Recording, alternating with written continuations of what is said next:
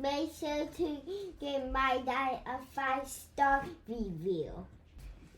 Make sure to like and subscribe to his YouTube. Thank you for listening and enjoy the show. So what we've seen is that anytime I encounter a skeptic, it comes down to two faith-based beliefs. But the faith-based belief on the atheistic side and on the evolutionary side believes in supernatural principles that are basically pseudoscience. They're pushing science aside. Hey, welcome back, Faithful Politics listeners and viewers. If you're watching us on our YouTube channel, I'm your political host, Will Wright, and I'm joined by my friend, Padre, conservative pastor, Josh Bertram. Yes. How's it going, Josh? All the above. Doing well. Thanks, Will. And today we're thrilled to welcome David. Is it David Rives? Reves is the last name. Yeah. Reves. Welcome David Rives to our show. He's a dynamic speaker, author, and host of Creation in the 21st Century on TBN, where he explores the intersection of science, faith, and the Bible. He also has a passion for astronomy and the natural world. David advocates for a young Earth creationist viewpoint, challenging mainstream scientific perspectives with this unique blend of biblical interpretation and observational science. Beyond his television hosting duties, he's also an accomplished author, having penned several books that delve into the reasons behind his beliefs. And I just learned shortly before this that you are also like a top 40s musician. So, I live in Nashville. What do you expect? That's true. There you go, man. Yes. Well, welcome to the show, David. We're really, really glad to have you. Thank you. So great to be on. So I guess, we're going to be talking a lot about creationism on this episode. So for our listeners who might not be familiar with their work or creation science in general, can you maybe just unpack what is creation science and how you became, how you came to specialize in this field? Well, I guess maybe I give you just a little bit of a backstory. When I was 16 years old, I had a passion for astronomy. And I remember seeing the comet Hale-Bopp. I was fascinated by that as a child.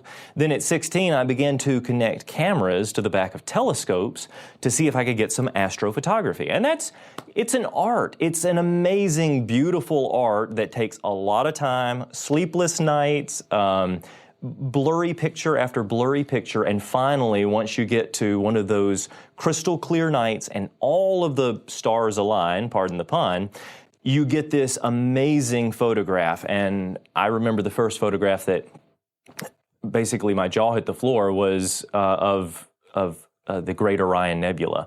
And the Great Orion Nebula is a nebula. It's a cloud of dusts and gases in space. And I was blown away with the beauty, the complexity, and apparently the design of it. It looked just absolutely beautiful, but it looked designed.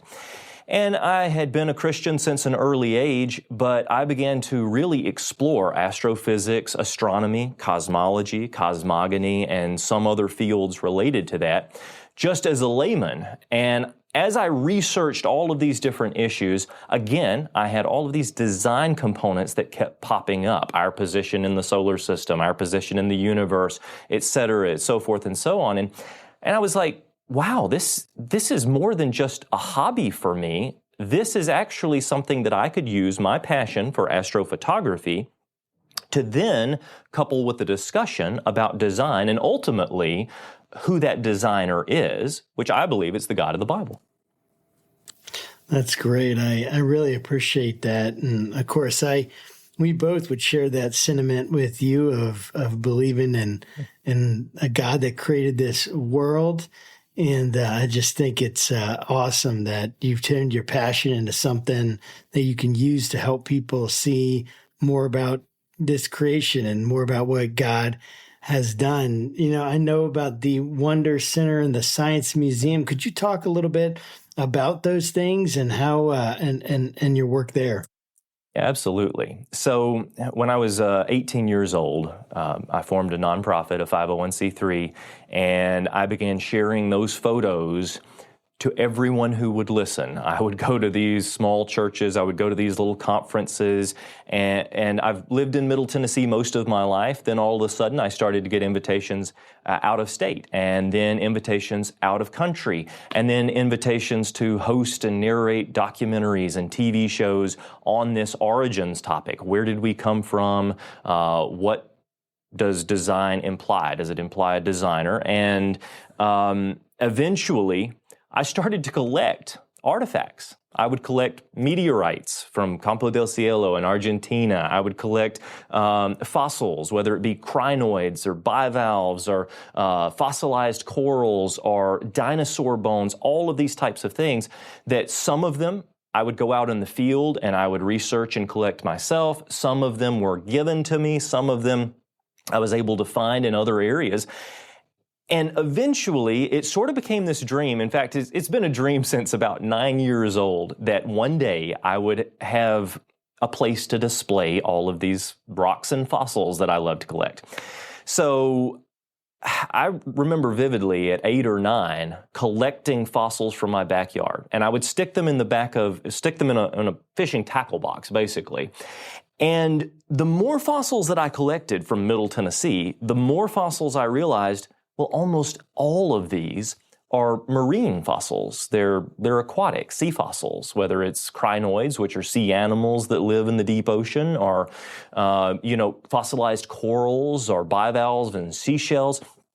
And so it struck me, because I'd always read the biblical accounts and believed that these were literal historical events. It struck me that I could actually use these fossils to point back to the Bible. So the more I collected, I filled up this fishing tackle box. And at about 9 years old, I said, you know what? I need a bigger box. So I'm looking around and, here's a big tough box that goes in the back of a pickup truck. This will do perfectly. So I start to fill up fishing tackle boxes in this big tough box. And at one point, I printed out a little black and white sign on a printer that said Rives Fossil Museum.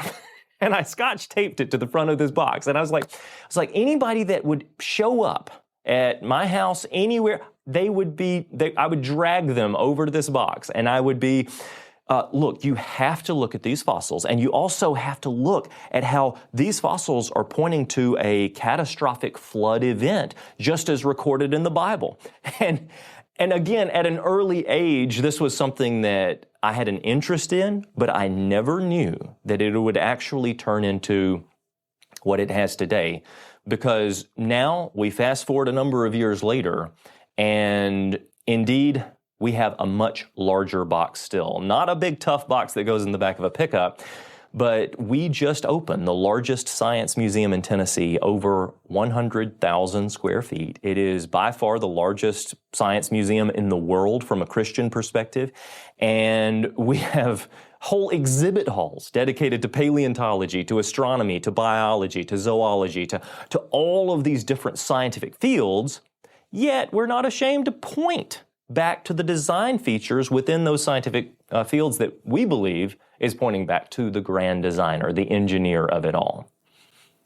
That's really cool, and I envy your passion and sort of turning it into something that you can share with the world. I guess my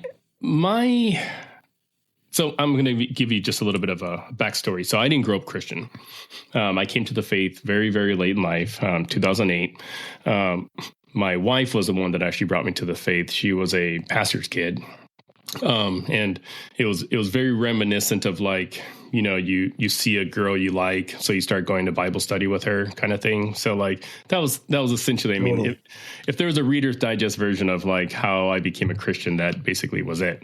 And growing up in Southern California, like I said, I spent most of my life as an atheist, non-believer.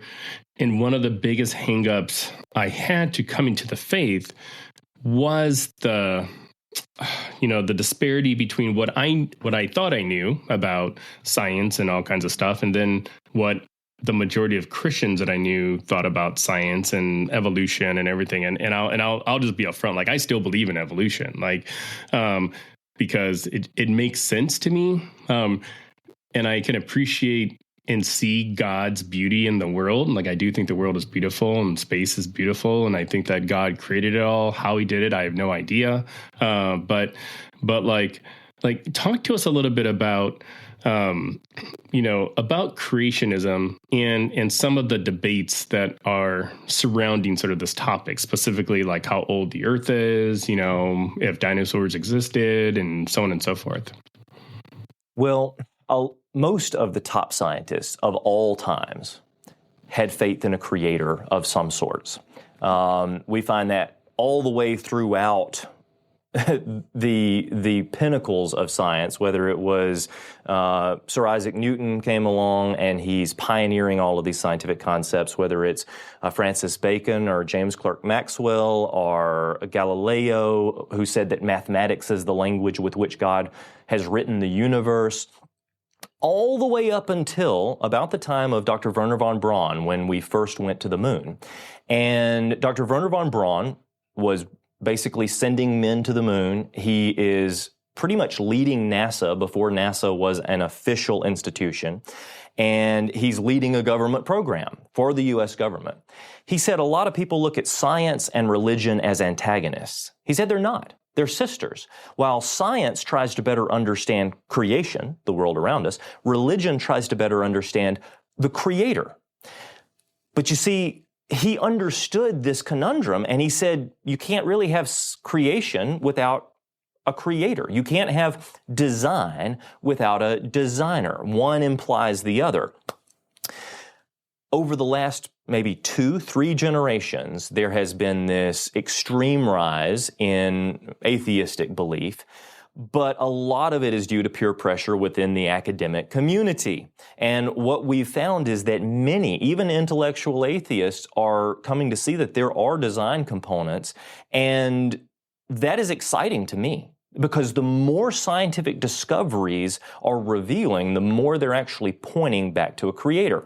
Which then brings us to your other question, and that was, well, what about creationism in general? What about the age of the earth? Well, I believe that the universe is about 6,000 years old. I believe that based on biblical chronology as well as scientific studies, and most of my colleagues would agree. I mean, I have probably 100 PhDs on speed dial that I talk to on a regular basis who concur with this general belief in approximately a 6,000 to 10,000 year old universe, and a created universe at that. Well, at this point, we get into debates on, well, evolution versus creation. What is creation and what is evolution? And whenever someone asks me, well, so you're one of these people that just despises evolution. And to that, I do not reply, that's right. I say, what do you mean by evolution? Because if you're going to tell me, oh, well, I mean that species can adapt over time, I'm going to say, well, if that's what you think evolution is, then yes, I believe in evolution, right? If you tell me that we're talking about mutations, which add up over time, if that's how you define evolution, then I would believe in evolution. But again, that's not classical universal common descent. You see, we have to define terms here. And whereas there are changes that do occur in biological forms, if you want to call that evolution, that's fine. There are changes that occur all the time. They're observable, they're repeatable, they're demonstrable, they're empirical, but they're not classical Darwinian evolution. See, Darwin proposed in something that we call universal common descent, and that's that everything in the universe commonly descended from a single cell amoeba, which ultimately that happened by turning non-life into life. And that's something that we've never actually observed. It's something that can't be scientifically proven. And also, it's something that breaks laws of science. In other words, there are laws of science that have never been broken before in all of observational science that state that life only begets life, that you can't get life from non-living forms. Rocks don't turn into frogs, basically. So basically, universal common descent has to have an exception to this rule, to this scientific law, at least one time. And that means that at some time in the distant past, millions upon millions of years ago, non-living things like soup, rocks, water, whatever you want to call it, had to have turned into living creatures, the first single-celled organism, which then turned to fish, frog, ape, mankind, et cetera, et cetera. That's actually a pseudoscience because there are no scientific evidences where we've ever observed this happening. And I believe that the design perspective has a lot more physical evidence in the scientific world, as well as a lot more historical evidence from a book that has stood the test of time. We call it the Holy Bible, but it really has stood the test of time historically, scientifically, prophetically, and when it comes to the gospel message. That's a really good explanation, and one I haven't really heard before. So I appreciate you saying that. But like, how do creationists account for, like, the light from like distant stars, which suggests that the universe is like billions of years old? That's a great question. Okay, so what we're talking about is called the distant starlight problem. And the distant starlight problem goes something like this. If the universe is only 6,000 years old, and I personally have taken a photograph of a galaxy millions of light years away. I've personally taken that with our ministry telescopes, with our cameras and equipment. So how does the light from a galaxy millions of light years away get to the Earth in only 6,000 years? Couple of key points that we need to address early on, and that is that a light year is not a measurement of time. A light year is the measurement of distance. It's the distance that light would travel, supposedly at 12 million miles a minute, after an entire year. So it's actually a distance, not a time. And then the second thing that we need to address pretty early on is that most atheistic astronomers, most skeptics who believe in a Big Bang, believe in 14 billion years of stellar evolution, they also have a starlight and time problem, and it's called the horizon problem. And any PhD astrophysicist will clearly tell you instantly, they will admit, they'll say, David, even given 14 billion years, that's not enough time for light to reach point A to point B across the universe. And you say, well, what do you mean by that? And they're like, this is what we call the horizon problem. We have a starlight and time problem, even given 14 billion years. But we've fixed this problem with something called inflation. And inflation is the idea that a few picoseconds after the Big Bang, 14 billion years ago, the universe as a whole and all the matter in the universe started expanding faster than the speed of light. And then at some point, it magically slowed down to its current linear expansion rate. All right, so wait a second. What you're telling me is that you believe in a supernatural principle that magically sped up matter faster than the speed of light and then magically slowed it down to its current rate. Well, yes, that's what we're telling you. Well, what is your mechanism? We have no mechanism. So in other words, it is a supernatural mechanism, a faith-based belief to fix the secular astronomer's starlight and time problem. All right, so that's where we base this discussion off of. So if 14 billion years isn't sufficient time for light to reach from point A to point B, then I'll admit that Christians also have a major starlight and time problem to try to get that light in 6,000 years. However, I'm also going to tell you that we have solutions. I actually have a friend who has a PhD in physics by the name of Dr. Russell Humphreys. And he has noted that Einstein's theories of relativity require gravity to affect time. So let me see if I can put it this way. In other words, if we are somewhere in the middle of a gravitational well, which we should be if we're anywhere in the center of our galaxy, not in the dead center, but anywhere near the center of our galaxy and of the universe, then we would be in this gravitational well, which means that while 6,000 years might have passed on Earth, according to Einstein, according to his theories of relativity, which have been proven, the further out in space you go, the more time has elapsed. So more than 6,000 years may have elapsed out in the far distant reaches of the universe, allowing that starlight to reach us in only 6,000 Earth years. Now, we've been able to measure atomic clocks at sea level. We've been able to measure atomic clocks in Denver, Colorado. We've been able to measure the atomic clocks on the International Space Station, the ISS, and they all run at different rates based on that gravitational pull. So Einstein's theories of relativity are robust, and they tell us that gravity is affecting time. So I think that a robust, proven scientific principle, Einstein's theories of relativity, showing that gravity affects time, may be one of the solutions to the starlight and time problem. Now, I have another friend who has his PhD in astronomy. He wrote the foreword to my first book, Wonders Without Number, and he suggests that maybe gravitational time dilation isn't quite enough to account for millions of light years distance, right? And to that, his name is Dr. Danny Faulkner, again, PhD in astronomy, and he notes that there are multiple words used within the creation account in Genesis, and one of those words is the Hebrew word dasha, which means to spring forth or bring forth.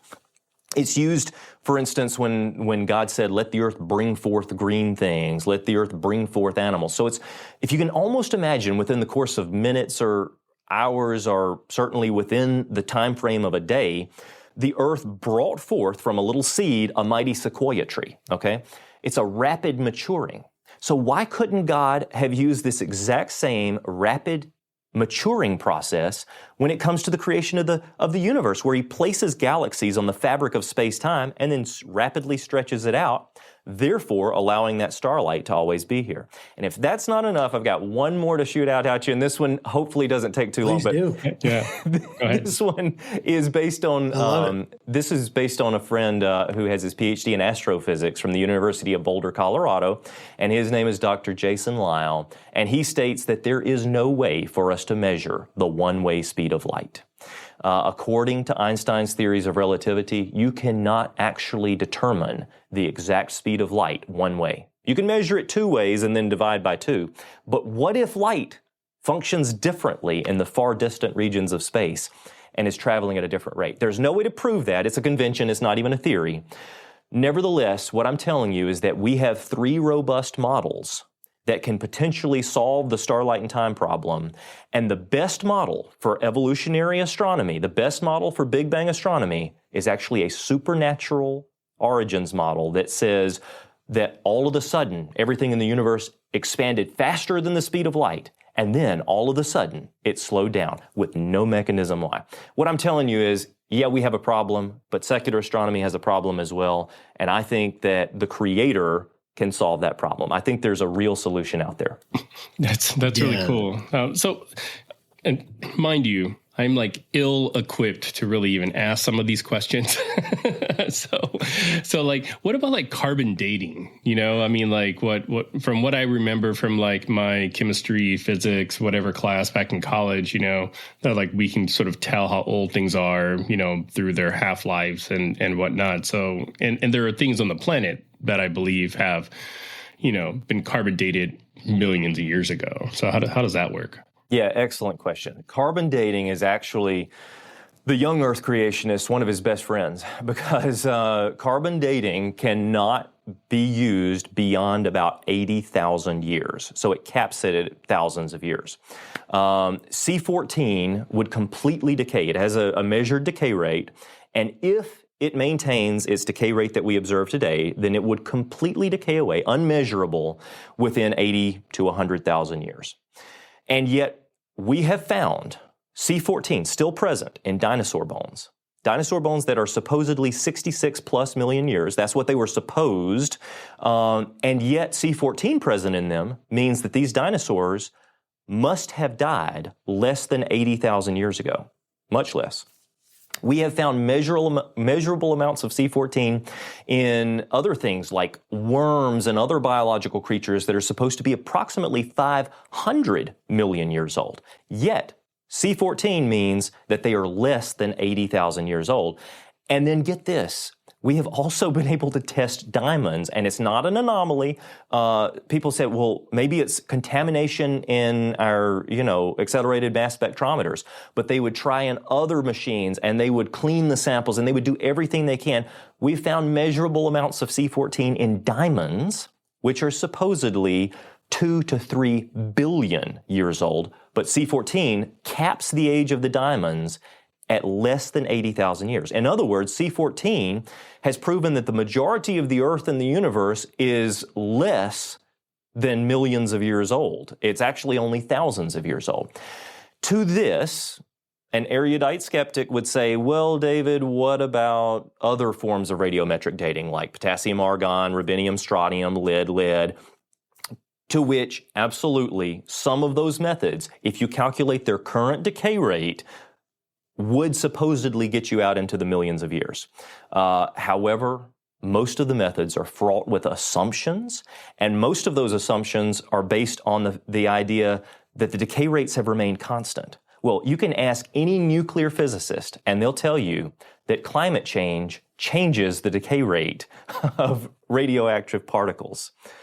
So, in other words, for us to believe in the supposed millions of years, we have to deny that the climate has ever changed within history.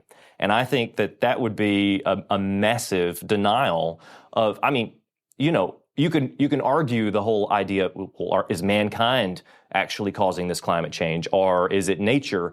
You could argue that all day long, but I don't think anybody's going to argue that the climate has changed over time, and therefore the decay rates of these radioactive particles have changed, meaning you can't trust the millions of years from those other radioactive dating methods.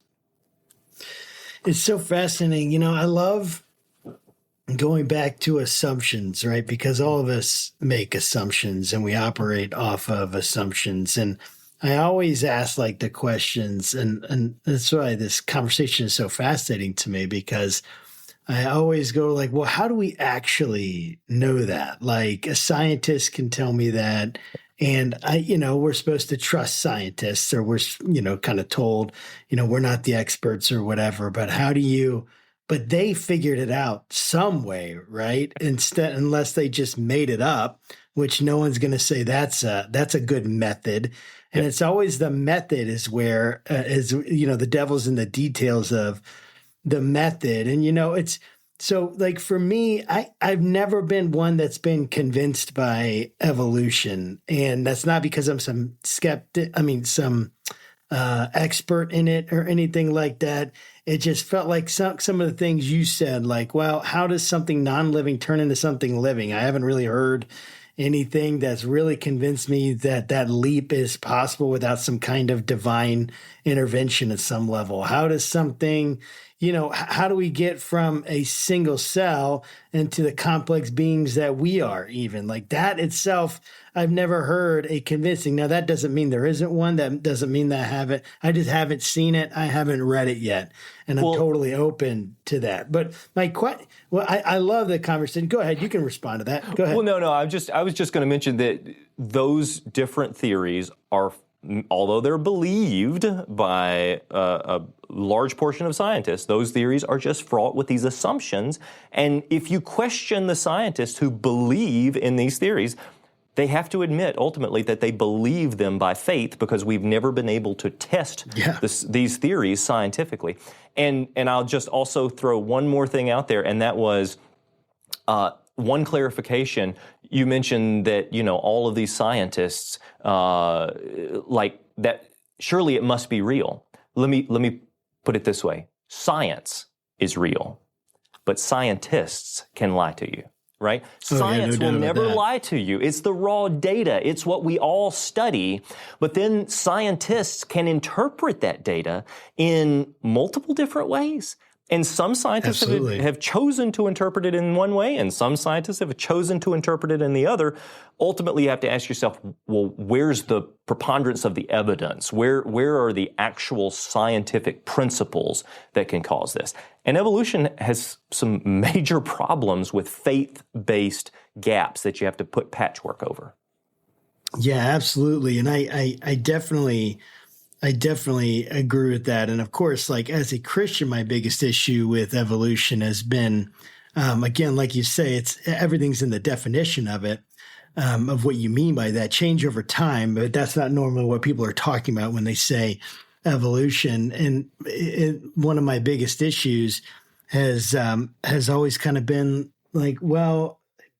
one of the issues as a Christian is so much of it is this assumption of this, this methodological naturalism, which essentially you have to take any kind of outside force or whatever from God and exclude that. like on its face. And so any explanation you're going to come up with, if you have that principle, right, or that assumption, is automatically going to exclude God from that, because you can't include God if your method doesn't allow, if it's naturalism, that only what exists is naturalism, but what I would love to get your thoughts on, I have so many questions, but one that I'd love to get your thoughts on is what do you imagine, what have you heard from, people when you've given this explanation of like carbon dating, again, going to 60,000 years, 80,000 years, or these other aspects of dating? What kind of pushback, what are their arguments against like you, and how have you responded to those? Like, say, because I'm not an expert, Will isn't an expert, right? We don't have PhDs in these areas, but what might a PhD say, to you, or what have they said, and how have you guys responded there in your organization and you personally?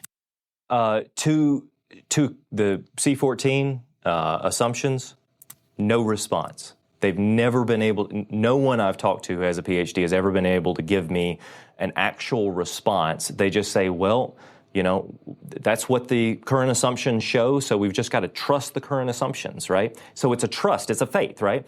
When it comes to the starlight and time issue, absolutely no response, because again, every astrophysicist, every cosmologist knows that even they have a starlight and time problem that they've fixed with a supernatural theory. When it comes to geology, I'll give you one example. I was at Lee's Ferry, which is the starting point of the rafting trips down the Colorado River, down through the Grand Canyon. And I had been doing some on-location documentary work, videography there. I just got off camera. We turned the cameras off, and down in the distance, I saw a lady loading up a raft. And so I walked over there, just started a conversation with her, and I said, what are you doing there? And she said, oh, I'm loading up this raft. We're getting ready to leave tomorrow morning on a 16-day journey down the Colorado River, all the way through the Grand Canyon. Wow. And, and I was like, whoa, I applaud you. I don't think that I could handle 16 days, but I applaud you. She said, what are you doing? And, I thought for a second, and I was like, well, this could be interesting. I said, well, I'm actually shooting on-location footage at how this canyon may have been formed very rapidly with a lot of water over a short period of time, as a result of massive flooding, catastrophic flooding. And she said, oh, and she turns around and starts loading the raft again. But I see this tall, lanky fella comes in my peripheral vision, comes storming up. He'd been behind a Jeep listening to our conversation. And he runs up to me and he said, did I hear you say that you think this canyon formed over a short period of time with a lot of water? And I was like, I believe that there's a lot of data to indicate that, yes. And he said, my PhD is in geology. All right, so here we go. He said, and I'm here to tell you that this canyon formed over about 6 million years of evolution as the Colorado River that you see right here carved it slowly over millions and millions of years. And I said, well, I understand that you believe that, but is it okay if I just ask you a few questions? Now, I'm a layman. I don't know anything about geology past what my colleagues have taught me over the years and past what my studies have taught me. I'm not a PhD in geology by any means. But I'm like, well, let's just have a civil dialogue here. So could I ask you a few questions? He said, oh, certainly. You can ask me anything you want. I said, well, have we ever seen a canyon form like this right here over 6 million years of slow gradual evolution from a river like this right here? And he said, well, no, of course we haven't seen. We as a species haven't even been around on Earth long enough to observe such a canyon forming. And I said, but you still believe that it took 6 million years for this river to form it, right? And he said, well, of course I believe that. I said, is it okay if I ask you another question? He said, certainly, anything. I said, is there any test? Are there any simulations in a lab? Is there anything we can do to try to simulate a canyon like this massive Grand Canyon forming from a river like this over 6 million years, and it still forms these same features with these straight up and down walls, all of this? And he's like, well, no, there's no simulation, no laboratory test that we can do. And I said, but you still believe that, don't you? And he said, well, of course I believe that. And I said, well, you believe it by faith. And he said, well, of course. And he thought for a second, and he couldn't respond. A PhD in geology realized in that moment, after 2 questions, that he believes in a faith-based principle that can't be seen, observed. It's not empirical. It's not demonstrable. There's no way we can test it in a lab. In other words, he believes by faith in something that is not able to be proven scientifically simply because his professor taught him that, and his professor before him taught him that. So in other words, when I've had dialogues with skeptics, even atheists, this has always been the case in that it comes down to there are 2 faith-based beliefs, and my faith-based belief is not a blind faith. There's actual evidence and historical evidence to suggest that we have a universe that is designed with purpose. You know, Charles Darwin, in his seminal work on the origin of species, the full titles of them, The Origin of Species by Means of Natural Selection or the Preservation of Favored Races. And Charles Darwin was ultimately a hardcore racist who believed that certain people were much closer to animals than other people like himself. So the title of his book indicated that, but the title of his book was focused on natural selection. Well, Charles Darwin's living in the 1800s. He has primitive technology. Yes, he's seeing things with his eyes, and then he's interpreting those things, but he's not using the scientific tools that we have today. He's looking at a cell, and he thinks it's a bag of enzymes instead of as complex as a city, as a metropolis that we know that one single cell is today. Charles Darwin is looking at nature as his guide. Well, natural selection implies that nature has a mind and is able to select. Mother Nature can accomplish anything given enough time. What have you just done? You've deified nature. You've turned nature into a god in an attempt to deny what I believe is the one true God, the God of the Bible. And so what we've seen is that anytime I encounter a skeptic, it comes down to 2 faith-based beliefs. But the faith-based belief on the atheistic side and on the evolutionary side believes in supernatural principles that are basically pseudoscience. They're pushing science aside. You know, I think when it comes to like creationist ideology, I do get a little bit nervous because like there have been like misuses of sort of this ideology throughout history. So like one in particular is like polygenesis. This idea that Black people came from one line in the creation story, and you know, folks that look like me are sort of forever damned to be slaves and whatnot. You know, so I'd love to get your thoughts about like how do creationist perspectives, ideology, like adapt to like new scientific discoveries that might contradict, you know, what their current interpretations are? Yeah, absolutely. See, as a Christian, I believe that everyone is a sinful, a fallible human being, and we can all make mistakes. So throughout every period of history, you go back to the Crusades, and in the name of Christ, many evil things were done, right? You go back to some of the theologies that you were mentioning, and they basically took cherry-picking verses from the Bible and twisting them into these racist ideologies or into these other ideologies that have no real basis on the historical context of the Bible. And so absolutely, these things have been abused by people for years and years.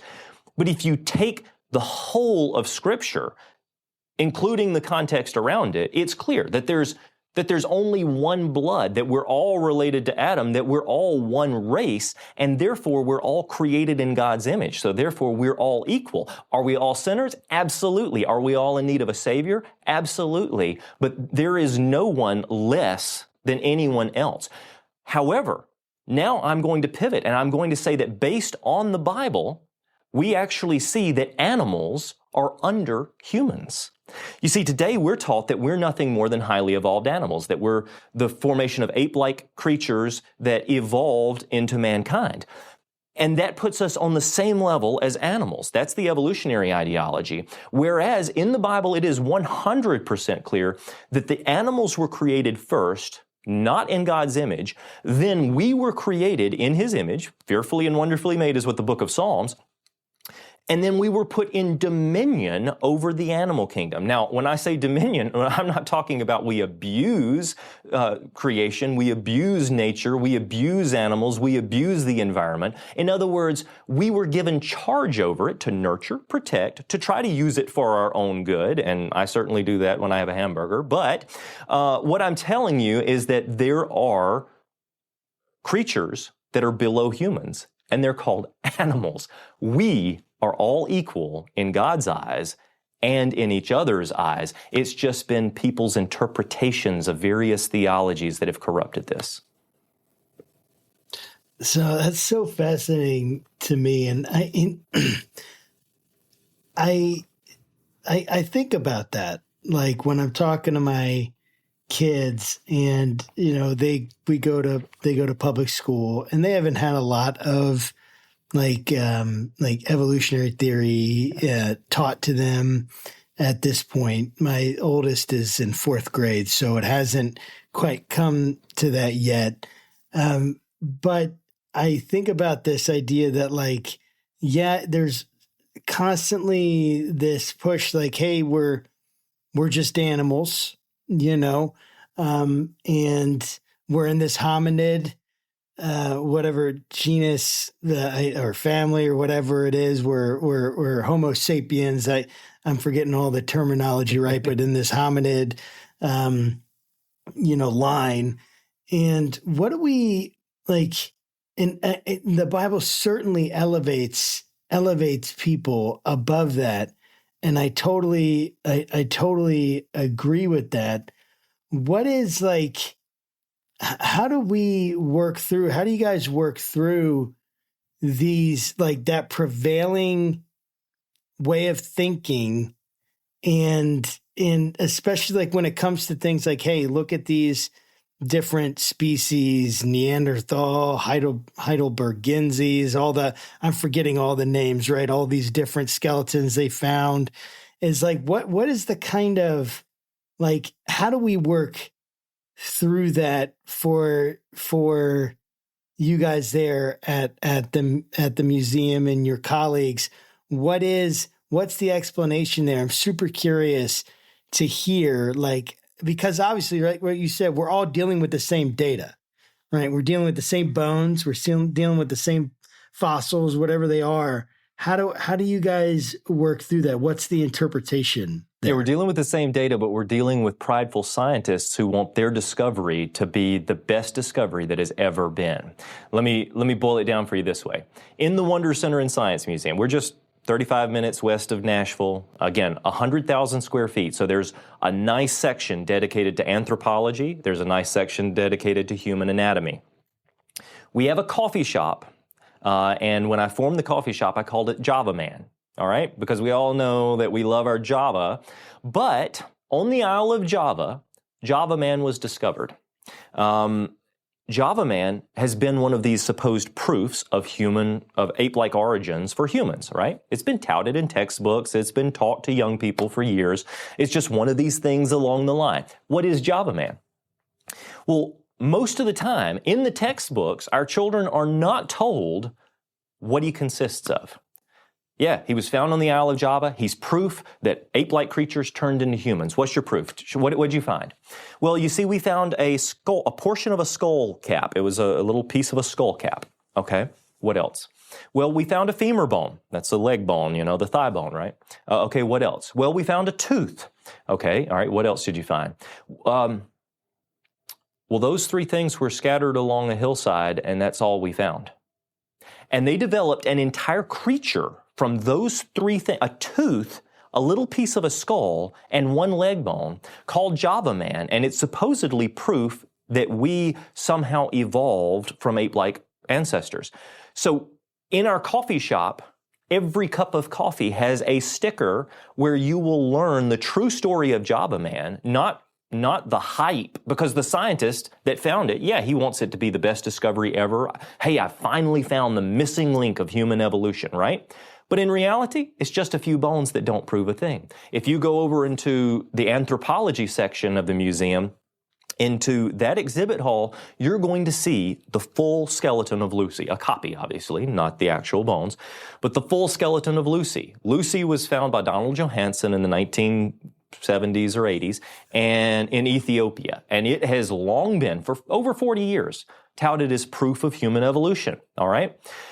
Now, there were quite a few bones found, and they've been staring at these bones for 40 years, teaching them to children that this is an ape-like creature that was learning to walk upright. All right, well, let's look at Lucy for a second. They've been staring at her skeleton for over 40 years, and there's one neck bone, one tiny little bone right over here, that they've been looking at, and they finally said to themselves, you know what, that looks weird. Well, turns out for almost 40 years, they'd misidentified it. It was from an entirely different creature, another type of an extinct bonobo, and it didn't even belong with the rest of the skeleton. All right, it took them 40 years to spot this. This is the bias of wanting your discovery to be the best, right? Then they're looking at it and they're like, well, we see that the pelvis, the hip bone, is fractured. And they took a grinder to the pelvis bone, and they glued it back together in a way that made it look like she might have walked upright. But in reality, it was fractured in a way that it looks like something stepped on her and broke her hip bone, and she didn't even walk upright. Then they noticed that all of the long bones of her body were also fractured, like her arm bones, her leg bones. There was no long bone that didn't have fracture marks, and they were green stick fractures. Now, what's a green stick fracture? That's what would happen if you were, say, 40 feet up in a tree, you fell out of the tree, you tried to brace yourself as you fell, and when you hit the ground, the impact, green stick fractured all of those long bones. Now, let me ask you a question. What is an upright walking human doing 40 feet up in a tree, number one? If I were to move on to a fifth point, it would be that her skull connects to the spinal column at an angle, and she had an angled face, all right? We as humans, we walk upright. We have a face that is straight up and down. But apes have an angled face, and that is because they're walking on all fours, and if they didn't have an angled face, they would have to crank their necks this way 24/7 to be able to see ahead of them, right? So it had an ape-like skull. And finally, now they're not even sure that Lucy is Lucy. They think that they may have misgendered it. It may be Brucey. After 40 years, they're looking at this creature, calling it a female, and it was actually a male. Very 21st century of them. It is. And the nail in the coffin is its scientific name, which is Australopithecus afarensis, which means southern ape. It is an ape. It's a 3.5 foot tall, 45-pound, chimpanzee-like creature that fell 40 feet out of a tree, broke its hip bone, broke all of its other bones, and then scientist Donald Johanson finds it. He's like, I think I found the missing link. And he puts it back together in this remarkable way that makes it look almost human, yet it's nothing more than one extinct ape. So in other words, all of our hominid discoveries have either been apes or humans or perfect hoaxes, like there were others. Piltdown Man was a complete hoax. It was a pig's tooth glued into a human jaw. So every discovery, which haven't been many, by the way, that supposedly proves human evolution, we debunk those using real scientific principles, using anatomical principles that anybody can do, and we show that this is an ape, this is an ape, this is an ape, this is clearly a human, this is a human, these Neanderthals are clearly human. We have people living today with some of these same features in different ethnic groups, and you're trying to say that this is an ape-like creature or something that's less than human? No. Everything clearly falls, ape or human. There is no transitional species that has ever been found. What are the chances if we as humans have been evolving from ape-like creatures over the past 300,000 years or more, as secular anthropologists will state? Well, then there should be millions, more like billions, of skeletons of hominid creatures turning from ape to human that have lived and died over these. We should be finding them by the truckloads, and yet there are only about a dozen examples that supposedly prove human evolution, and all of those are clearly falling into human or ape. No transition whatsoever. Yeah, so interesting. I guess, what would you say to someone, and I'm thinking kind of specifically about myself here, that is struggling with creationism as the main reason that they couldn't become a Christian, and maybe as a follow-on, do you believe that, you have to believe in creationism to get to heaven? Great questions. Absolutely not. It's very clear in the scriptures what it takes to be a Christian, what it takes to get to heaven. And belief in creationism is not one of those things. At the same time, here's what I found. We have been spoon-fed this narrative of naturalism, that nature has a mind, it's magical, it can produce everything without the need of God, for so long that we've come to think of creationism, of belief in God's creation, as a stumbling block. And for many people, it is, including possibly yourself. But in reality, the new discovery, what we're talking about, is using the old science, the antiquated science of Charles Darwin. If you move on into the 21st century, if you move on to the new discoveries in biology, paleontology, genetics, astronomy, archaeology, all of these things, those absolutely groundbreaking scientific discoveries that are happening now almost on a weekly basis are pointing towards creation, not evolutionary principles. And again, it's a hard thing for many of us who have heard the evolutionary story all of our lives. We've been taught it, but we have to understand that's old, that's antiquated. It's time that we look at new science and base our scientific principles on that, not based on what some scientist interpreted 100 years ago and wrote down in a book. Let's turn the corner here. And when we turn the corner, what we're finding is that everything is actually pointing not only to design, but also out of the approximately 100 dating methods, there are only 4 or 5 now that supposedly might show that the Earth is more than thousands of years old. And even those 4 and 5 are fraught with assumptions. So, in other words, all of these new discoveries are pointing not just to God's design, but ultimately to creation, and it appears to a much more recent creation than we've been spoon-fed this agenda of for years. I'd be remiss if I didn't ask, has the James Webb Telescope, or maybe the better question is, how has the James Webb Telescope added to, sort of the science? Because, I mean, personally, I follow their Twitter feed or whatever, and I'm just in awe. Like, every time they post a new picture, I'm like, oh, this is so cool, I wish I knew what I was looking at. But I'd love to get your thoughts about the James Webb Telescope. Well, of course, being into astronomy, I was absolutely thrilled when it finally went up.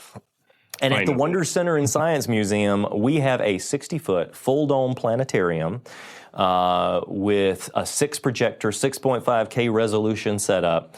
Out of over 4,000 planetariums on planet Earth, we rank in the top 10 based on technology, size, software, etc. So even NASA doesn't have some of the technology that we have at the Wonder Center. And what I've been doing is, as the new discoveries from the new photos come in from the James Webb Telescope come in, I've been downloading the ultra high res, the 8,000 by 8,000 pixels, and putting them full dome in the planetarium, which, when you're just surrounded in a fully interactive environment with these new photos that are coming out, it's awe-inspiring. But not only is it awe-inspiring, it's teaching us so much more. NASA's discoveries in science using astronomy we've discovered over 4,000 extrasolar planets so far. That's rocks orbiting other stars. So far, none of them have been confirmed to support life, which points to the idea that Earth is very unique.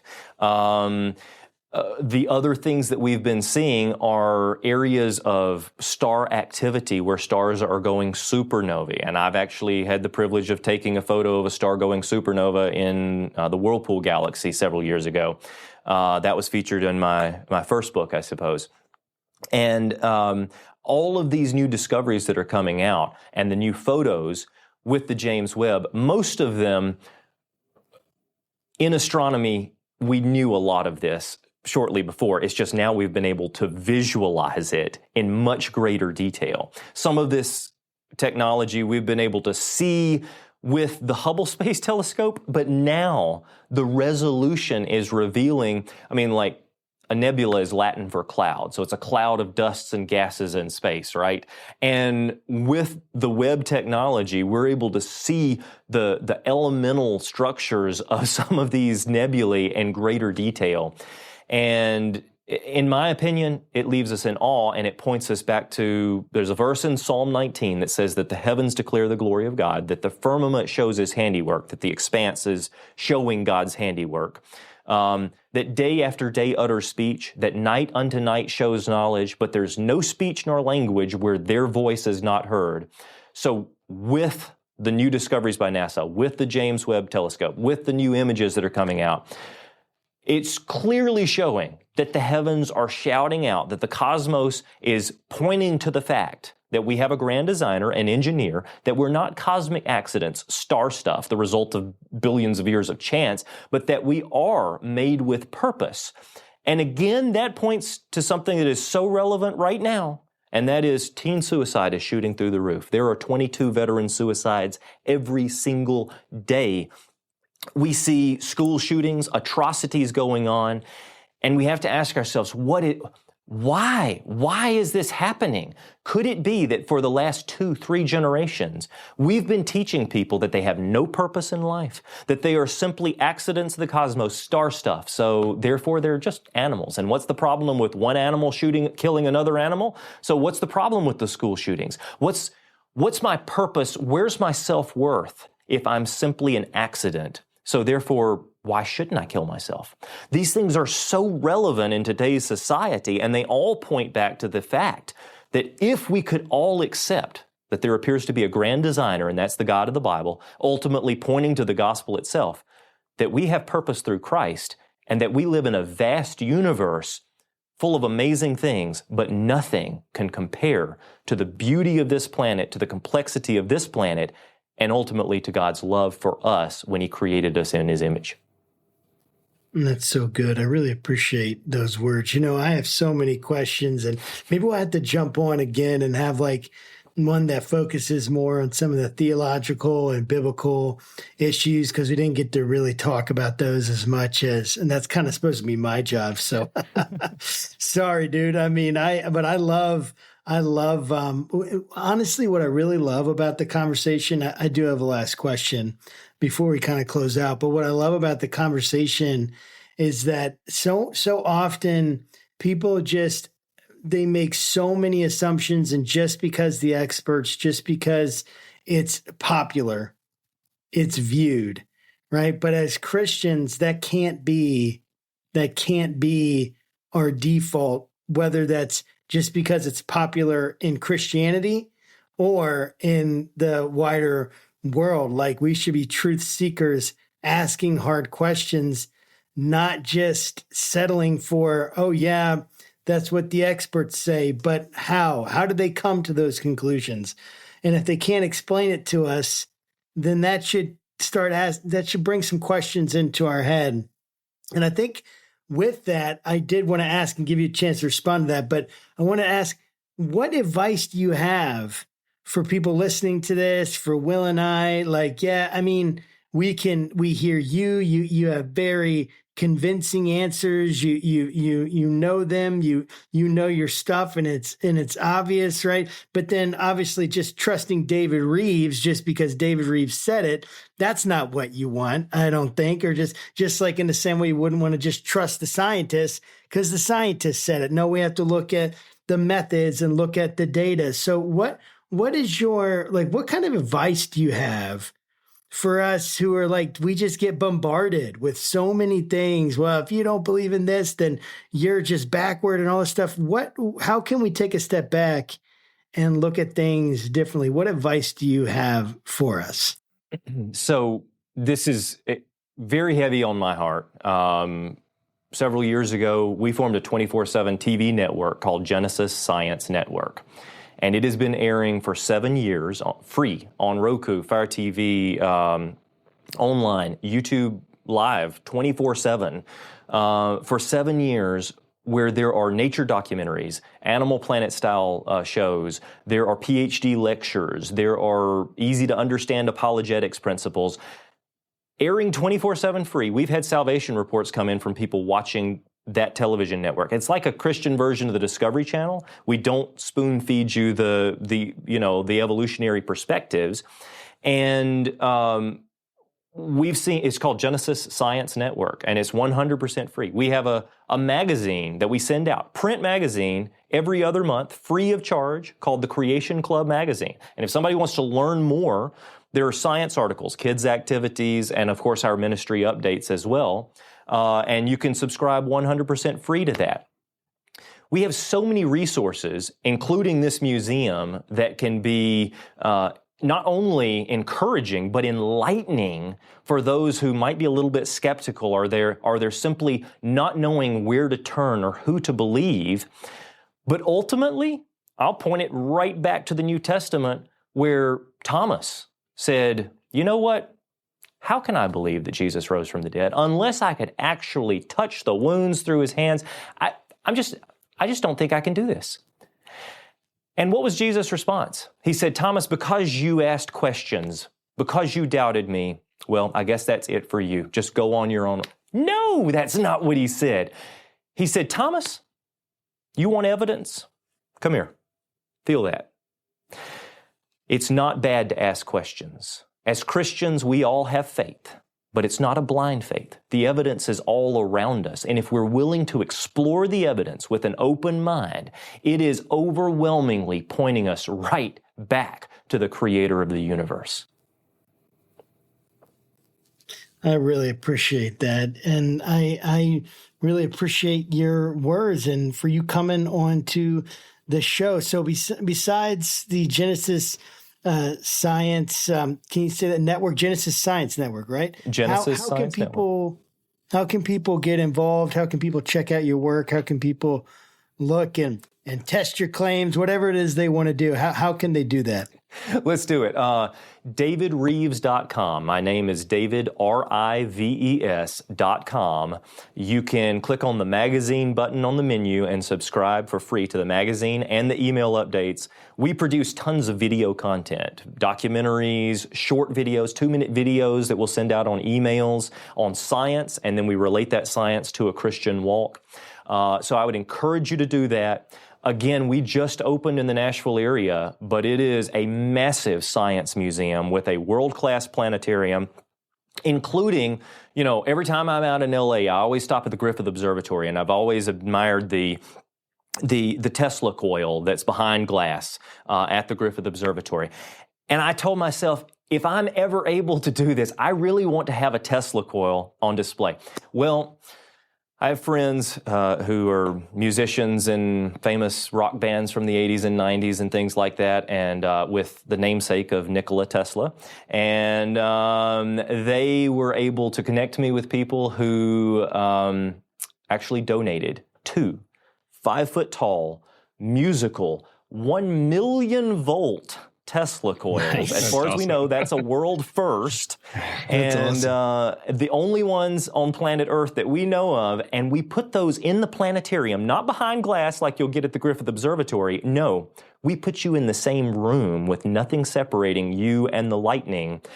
There's no speakers attached, yet you hear music from the shock waves created by the lightning.